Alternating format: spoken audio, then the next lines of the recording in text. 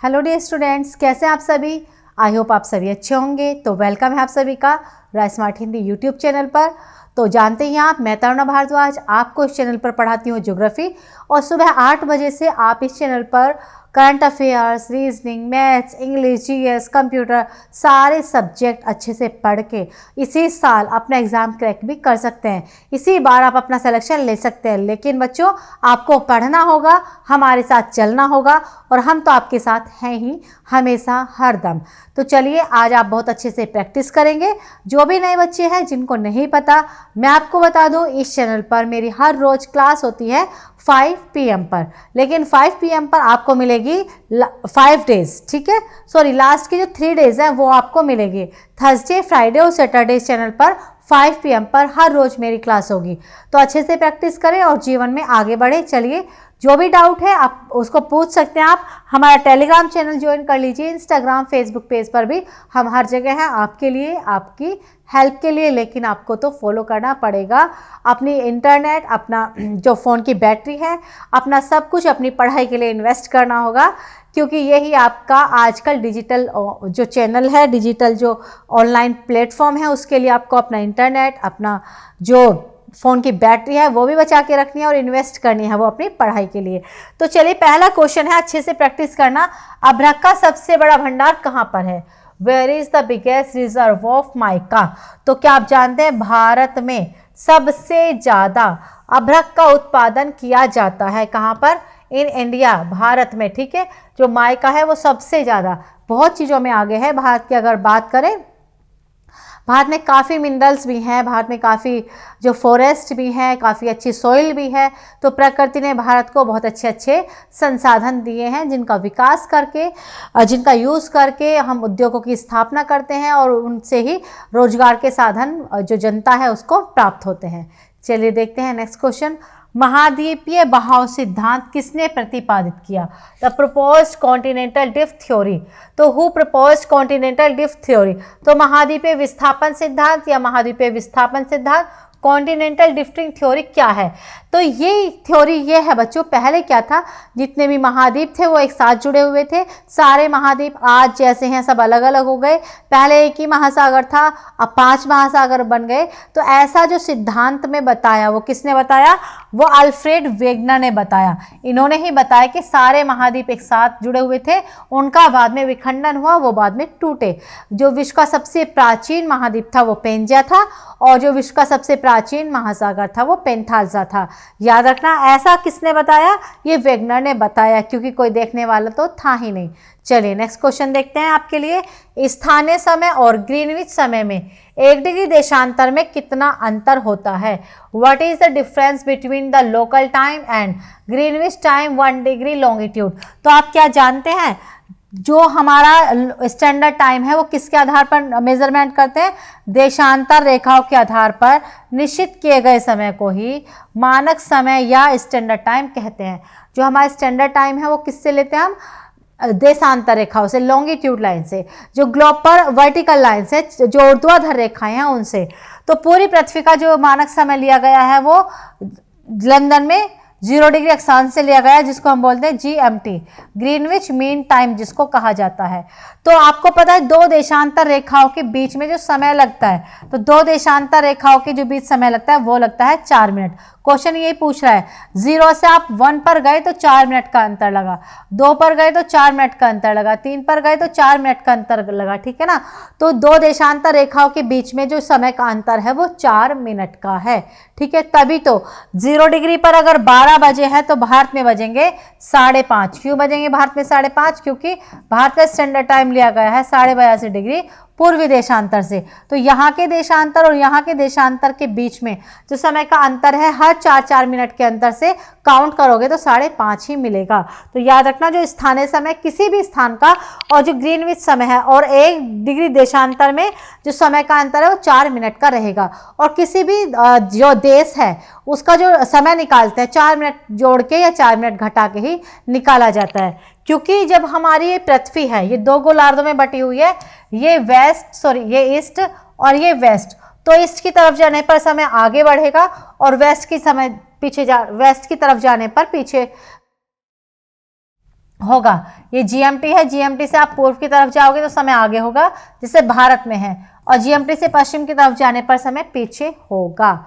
इस आधार पर टाइम निकालते हैं। चलिए नेक्स्ट क्वेश्चन, लोहित किस प्रमुख नदी तंत्र का हिस्सा है? Lohit forms a part of which major river system? तो आपको पता ही है, जो हिमालय पर्वत है, हिमालय पर्वत या उत्तर भारत की जो नदी है, भारत के 3 बड़े नदी तंत्र हैं, गंगा नदी तंत्र, सिंधु नदी तंत्र और ब्रह्मपुत्र नदी तंत्र। वैसे तो बहुत सारी नदियां हैं, लेकिन सारी बड़ी नदियां इन नदियों के ही हिस्से हैं। तो जो लोहित है, वो लोहित किसकी नदी है आपकी? लोहित आपकी गंगा ब्रह्मपुत्र की सहायक नदी है। लोहित, लोहित के साथ साथ आपकी मानस, तीस्ता, सुबनसिरी, धनसिरी, कपोली, ये सभी किसकी सहायक नदियां? ब्रह्मपुत्र नदी की सहायक नदियां हैं। ठीक है बच्चों, चलिए याद कर लीजिए, याद करोगे, प्रैक्टिस करोगे, practice makes a man perfect. सुनने में छोटा लेकिन इसका प्रभाव बहुत बड़ा है। जितनी ज़्यादा प्रैक्टिस करोगे उतनी जल्दी, उतने कम समय में आप अपने गोल को अचीव कर सकते हैं। चलिए, निम्नलिखित देशों में से किसकी समुद्र रेखा सबसे ज़्यादा लंबी है? Which of the following countries has the longest coast line? अगर भारत के राज्यों की बात करो तो आप जानते हैं, भारत में गुजरात का जो तटीय क्षेत्र है वो सबसे लंबा है और गोवा का सबसे छोटा। वो तो आपको याद ही है, तो आप याद कर लीजिए। जो कनाडा है, अगर विश्व की बात करें, जो कनाडा है, कनाडा में ये कहाँ पर आपका? नॉर्थ अमेरिका का सबसे बड़ा देश है। ये कहाँ पर है? नॉर्थ अमेरिका में है। तो इसकी तटीय जो रेखा है, कोस्ट लाइन है, वो पूरे विश्व में सबसे लंबी है। और भारत में गुजरात लॉन्गेस्ट और गोवा स्मॉलेस्ट, याद रखना। साथ ही साथ कनाडा को भी याद कर लीजिए। चलिए देखते हैं नेक्स्ट क्वेश्चन, निम्नलिखित में से कौन ध्रुवनगर के नाम से जाना जाता है? Which of the following is known as ध्रुवनगर या स्मॉग सिटी? इंग्लिश में ये वर्ड भी मिलता है और स्मॉग सिटी भी आपको मिल जाएगा। तो ऐसा देश या ऐसा क्या है आपका कोई भी स्थान जहाँ पर पूरे विश्व में सबसे ज़्यादा धूम्रपान, स्मोकिंग की जाती है, तो वो बच्चों है आपका शिकागो। शिकागो को आप कहोगे धूम्रनगर, स्मोग सिटी। यहाँ पर सबसे ज़्यादा स्मोकिंग की जाती है पूरे विश्व से, और यहाँ पर इसको कम करने के लिए कानून भी बनाया गया। अगर कोई स्मोकिंग करेगा तो उसको जेल होगी, सज़ा होगी। यहाँ पर इतनी ज़्यादा स्मोकिंग की जाने लगी। हर गंदी आदत से बचना चाहिए, आप भी बच के रहें। सिर्फ अपने फ्यूचर को सेट करने में लगे रहें, अपना जो अच्छी अपनी हेल्थ पर ध्यान दें, अपने ब्रेन के डेवलपमेंट पर भी ध्यान दें, हेल्थ पर भी। और बहुत सारा आजकल जो स्मोकिंग वगैरह है वो फैशन बन चुका है, पर ये गलत बात है। गलत बात को हमने फैशन से जोड़ दिया है, जो बहुत ही गलत बात है। चलिए बच्चे नेक्स्ट क्वेश्चन, भारत का सबसे प्राचीन भाग कौन सा है? Which is the oldest part of India? तो बताइए, अगर आप जानते हैं तो आंसर कीजिए, इनमें से कौन सा भारत का सबसे प्राचीन भाग है? तो प्यारे बच्चों, जो भारत का ये मैदान है, पठार है, कौन सा पठार? प्रायद्वीपीय पठार। ये हिस्सा प्रायद्वीपीय पठार है, इस तरह की आकृति है। ये भारत का सबसे ओल्डेस्ट पार्ट है। भारत के जितने भी भाग हैं, हिमालय पर्वत, विशाल मैदान और आपके ये द्वीप समूह, तटीय मैदान, इसका निर्माण सबका अलग अलग हुआ है। तो सबसे पहला या सबसे प्राचीन हमारा कौन हुआ? प्रायद्वीपीय पठार। ये किसका भाग था? ये भी याद रखना, ये भाग था गोंडवाना लैंड का। गोंडवाना लैंड का भाग था। एग्जाम में ये भी क्वेश्चन पूछते हैं। चलिए नेक्स्ट है आपका, भारत को कितने भूकंप जोन में बांटा गया है? India is divided into how many earthquake zone? तो देखिए, हमारा जो भारत का धरातल है, कहीं पर वो पर्वत, कहीं पर पठार, कहीं पर मैदान, अलग अलग है। अगर बात करें भूकंप जब आता है, तो भूकंप जब आता है तो कोई हिस्सा कमजोर है, कोई हिस्सा ठोस है, कोई हिस्सा ज़्यादा तेज हिलेगा, कोई हिस्सा कम तेज हिलेगा। और भूकंप की तीव्रता की हम बात करें तो आप जानते हैं, भूकंप की तीव्रता को हम किस में नापते हैं? रिक्टर स्केल में। रिक्टर स्केल से भूकंप की तीव्रता को हम नापते हैं। ठीक है, तो रिक्टर स्केल के आधार पर या भूकंप की तीव्रता के आधार पर भारत को 5 भूकंपीय क्षेत्रों में बांटा गया था। ठीक है ना। कितने में बांटा गया था? 5 भूकंपीय क्षेत्रों में बांटा गया था। लेकिन बदलाव तो पृथ्वी का नियम है ना। लेकिन हुआ क्या, जो जोन फर्स्ट यहाँ वाला हिस्सा था, ये हिस्से जोन फर्स्ट थी ये, ठीक है। यहाँ पर बच्चों कभी भी भूकंप नहीं आते थे। ये हिस्सा कैसा था? भूकंप विहीन क्षेत्र था। ये हिस्सा कैसा था? भूकंप विहीन क्षेत्र था। यहाँ पर कभी भूकंप नहीं आते थे।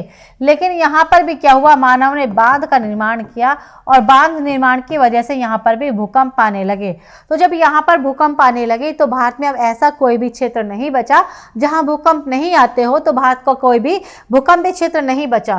तो हुआ क्या, जो जोन फर्स्ट थी उसको जोन सेकंड में मिला दिया गया। क्वेश्चन पूछते हैं जोन फर्स्ट कहाँ पर गई? जोन फर्स्ट जोन सेकंड में मिला दी गई। अब यहाँ पर भी 6 रिक्टर स्केल के भूकंप आने लगे। तो जोन फर्स्ट जोन सेकंड में क्यों मिलाई गई? क्योंकि जोन फर्स्ट में भूकंप आने लगे। क्यों आने लगे? याद रखना, बांध निर्माण की वजह से आने लगे।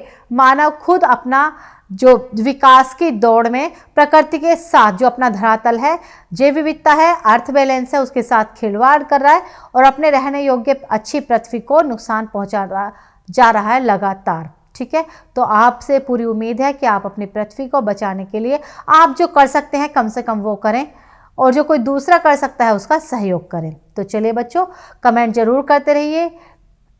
अच्छा लगता है जब आप कमेंट करते हैं, हमें समझ में आता है कि आपको समझ में आ रहा है, आप पढ़ाई कर रहे हैं और आप पढ़ने वाले बच्चे हैं। तो रेगुलर रहिए, हमें बहुत अच्छे से पता रहता है कौन बच्चा हमारी क्लास में कब आता है, कितने दिन से पढ़ रहा है, एग्ज़ाम क्रैक होगा नहीं होगा, चीज़ों का अंदाज़ा लग जाता है। तो अच्छे से पढ़ें, रेगुलर पढ़ें और जीवन में आगे बढ़ें। नेक्स्ट, हरित क्रांति निम्नलिखित में से किस राष्ट्र में सबसे पहले शुरू हुई? In which of the following countries was the green revolution first started? अगर बात करें हरित क्रांति का संबंध किससे है, तो हरित क्रांति का संबंध किससे? खाद्यान्न फसलों के उत्पादन से। खाद्यान्न फसलों के उत्पादन से संबंधित है, ठीक है ना, खाने वाली फसलों के उत्पादन से संबंधित है। अगर बात करें तो ये सबसे पहले कहाँ पर? मैक्सिको से स्टार्ट हुई थी। ठीक है, कहाँ पर? मैक्सिको या अमेरिका। मैक्सिको कहाँ पर है? उत्तरी अमेरिका। ठीक है, तो वहीं से स्टार्ट हुई आपकी। और गेहूं के उत्पादन से, गेहूं और वैसे तो बहुत सारी खाद्यान्न फसलें हैं, लेकिन भारत में अगर ये रहे पूछे आपसे कि ग्रीन रिवॉल्यूशन पर क्या हुआ, तो ग्रीन रिवॉल्यूशन, हरित क्रांति भारत में असफल हुई, केवल और केवल चावल और गेहूं के उत्पादन में सफल रही। बाकी जो फसलें थी उनका उत्पादन भारत में नहीं बढ़ पाया, क्योंकि आप तो जानते हैं किसी भी फसल को प्रभावित करने वाले कुछ मानवीय कारण होते हैं, कुछ भौतिक कारण होते हैं।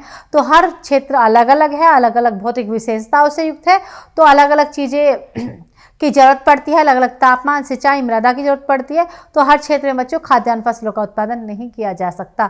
धरातल भी तो एक फैक्टर है, और भारत में कहीं पर्वत है, कहीं मैदान है, कहीं द्वीप है, कहीं बारिश नहीं होती, कहीं खुद मानव उसका कारण है। तो चलिए बच्चों, अंडमान निकोबार द्वीप समूह में सबसे ऊंची चोटी का नाम बताइए क्या है? Name the highest peak in Andaman Nicobar islands. तो अंडमान निकोबार द्वीप समूह आप जानते हैं कहाँ पर है? बंगाल की खाड़ी में है अंडमान निकोबार द्वीप समूह। ये द्वीप समूह का नाम है, एक द्वीप का नाम नहीं है, इसमें बहुत सारे द्वीप हैं। ठीक है, तो इनकी सबसे ऊंची चोटी है सैडल पीक। सबसे ऊंची चोटी कौन सी? सैडल पीक, अंडमान निकोबार द्वीप समूह की। याद करते रहे और जीवन में आगे बढ़ते रहे। सूर्य की उत्पत्ति लगभग वर्तमान आयु से कितने वर्ष पहले हुई थी? Approximately how many years before the current age did the sun originate? पृथ्वी या सूर्य? पृथ्वी, कई बार पृथ्वी भी पूछते हैं एग्जाम में, इन्होंने सूर्य पूछ लिया है, या हमारे सौरमंडल भी एग्जाम में आ सकता है, ठीक है ना। तो इसकी उत्पत्ति कब हुई? तो क्या आप जानते हैं? 4.6 बिलियन ईयर्स, 4.6 बिलियन ईयर्स पहले, ठीक है, सूर्य की या पृथ्वी की उत्पत्ति। और सूर्य आप पता है सूर्य एक तारा है, सूर्य एक तारा है जो हीलियम और हाइड्रोजन का बना हुआ है। और जितने भी हमारे ग्रह हैं सभी सूर्य के चारों तरफ घूमते हैं। सूर्य सौरमंडल के केंद्र में है, बाकी सभी इसके चक्कर लगाते हैं। और ये सूर्य खुद आकाशगंगा, और हमारी आकाशगंगा का नाम मंदाकिनी या ऐरावत पथ या दुग्ध मेखला है। तो सूर्य उसके चारों तरफ चक्कर लगाता है। यूनिवर्स की हर चीज बच्चों चक्कर ही लगाती है। चलिए नेक्स्ट क्वेश्चन देखिए, पृथ्वी को क्या कहा जाता है बताइए? Earth is also known as. तो आप जानते हैं पृथ्वी को नीला ग्रह, ब्लू प्लेनेट कहा जाता है, क्योंकि हमारी जो पूरी पृथ्वी है, इस पूरी पृथ्वी के 71% भाग पर जल है और 29% भाग पर जमीन है, स्थल खंड है। अब बात करें जो हमारी पूरी पृथ्वी है, ये 2 भागों में बटी हुई है, उत्तरी गोलार्ध और दक्षिणी गोलार्ध। नॉर्दर्न हेमिस्फीयर और सदर्न हेमिस्फीयर। तो ये भी याद कर लीजिए, जो हमारा उत्तरी गोलार्ध है इसमें स्थल खंड अधिक है, उत्तरी गोलार्ध में बच्चों स्थल खंड अधिक है, और दक्षिणी गोलार्ध में जल अधिक है। दक्षिणी गोलार्ध में क्या है आपका, जल अधिक। ये भी एग्जाम में पूछते हैं। लेकिन इतना पानी है, 71% पानी है, फिर भी हम बात करते हैं पानी की कमी है, पानी बचाओ। तो बच्चों जो पीने योग्य पानी है उसकी कमी है, खारे पानी की कमी नहीं है पृथ्वी पर, समुद्रों में कमी नहीं है पानी की, लेकिन जो शुद्ध पानी है जहाँ पर मानव बसाव है वहाँ पानी की कमी है। चलिए नेक्स्ट क्वेश्चन, पृथ्वी को अपने अक्ष पर घूमना क्या कहलाता है? Movement of earth on its axis is called. तो पृथ्वी की दो गतियां हैं, जब ये अपने अक्ष पर या अपने स्थान पर घूमती है तो आप जानते हैं उसको आप कहोगे घूर्णन गति, उसको आप क्या कहोगे, रोटेशन। पृथ्वी अपने ही स्थान पर घूमती रहती है, इसकी वजह से क्या होता है, घूर्णन की वजह से ही दिन और रात होते हैं पृथ्वी पर। दिन और रात जो पृथ्वी पर दिन रात होते हैं वो घूर्णन गति के कारण होते हैं। पृथ्वी ऐसे ऐसे अपने स्थान पर घूमते घूमते सूर्य के चारों तरफ भी घूमती है, और जो सूर्य के चारों तरफ ये 365 और हर 4 साल बाद 366 दिन में जब ये चक्कर लगाती है उसको बोलते हैं आप रिवॉल्यूशन।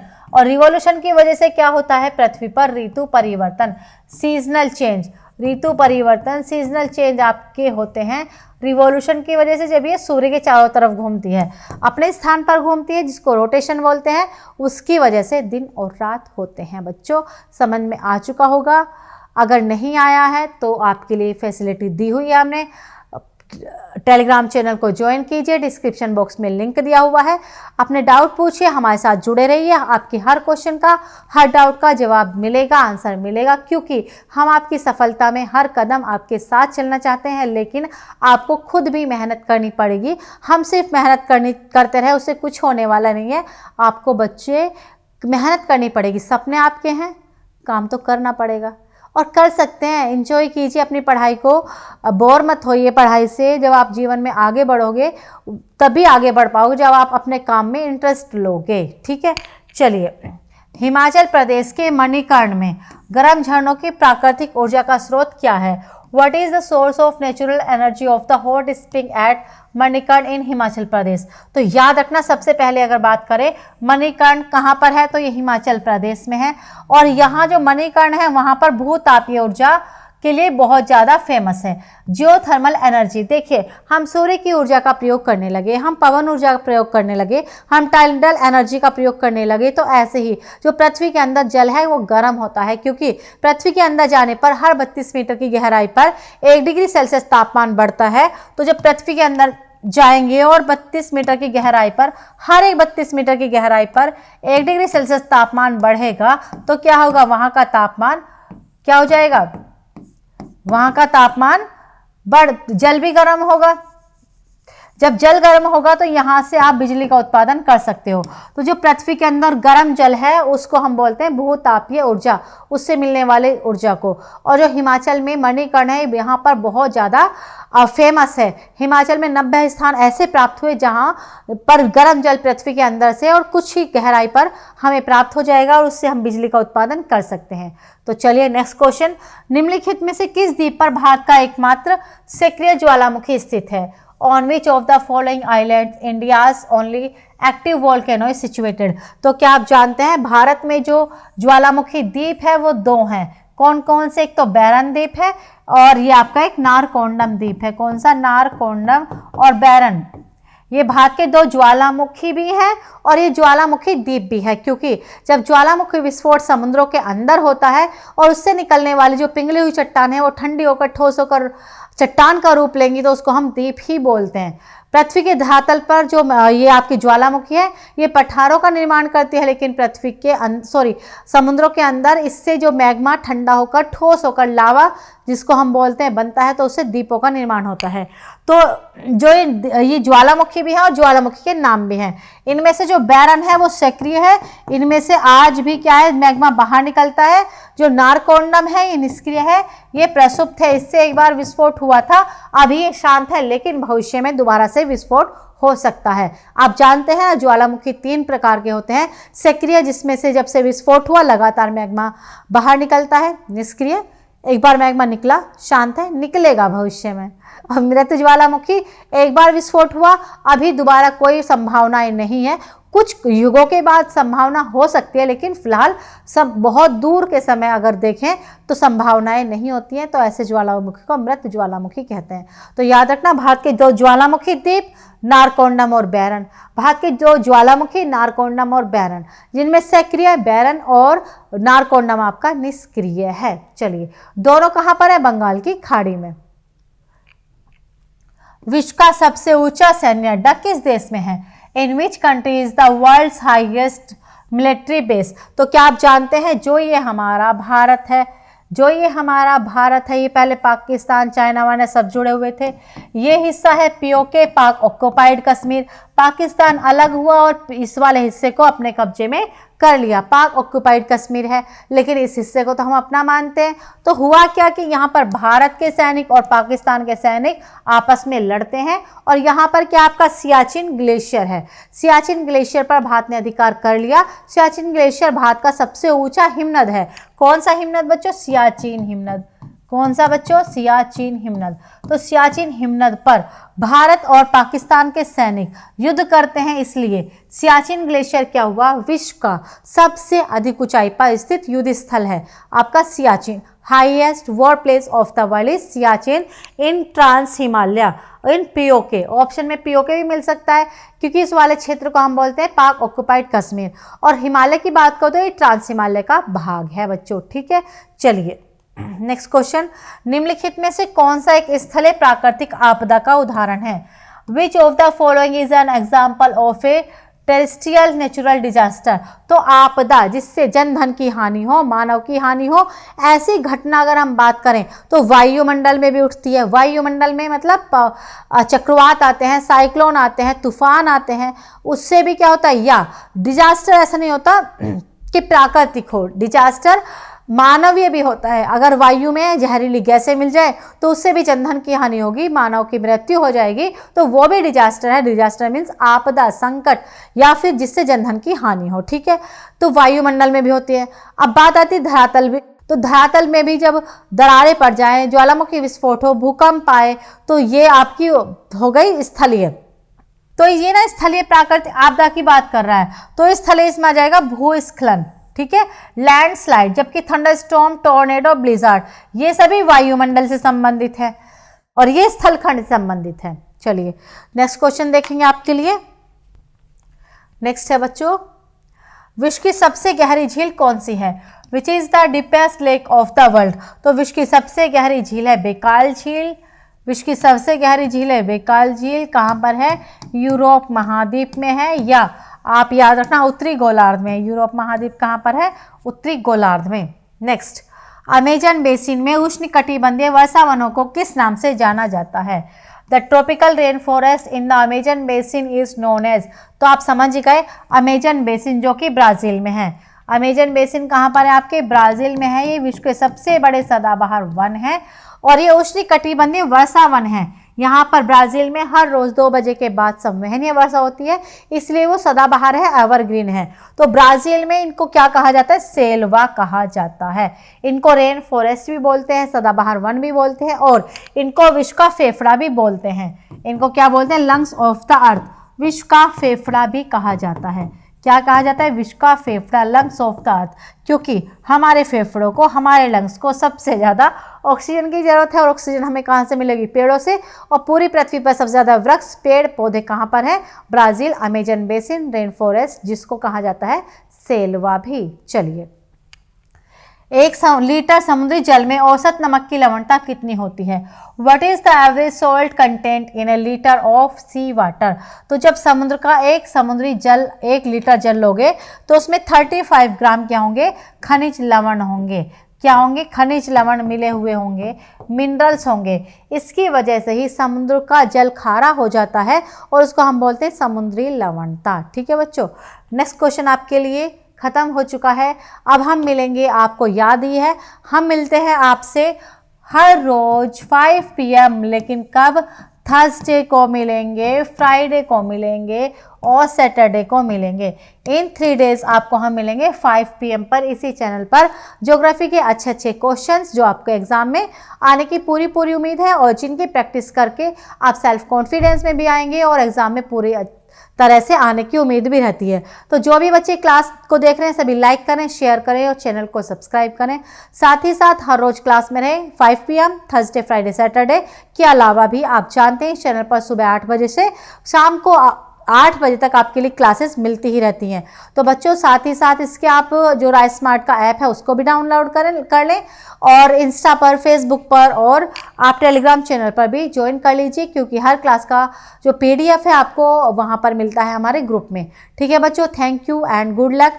ध्यान रखें, खुश रहें, पढ़ाई भी करते रहें, अपने आप का ध्यान रखें, क्योंकि जब आप खुश रहेंगे, अपनी हेल्थ का ध्यान रखेंगे तो आप जीवन में बहुत आगे बढ़ेंगे। ठीक है बच्चों, good luck and thank you.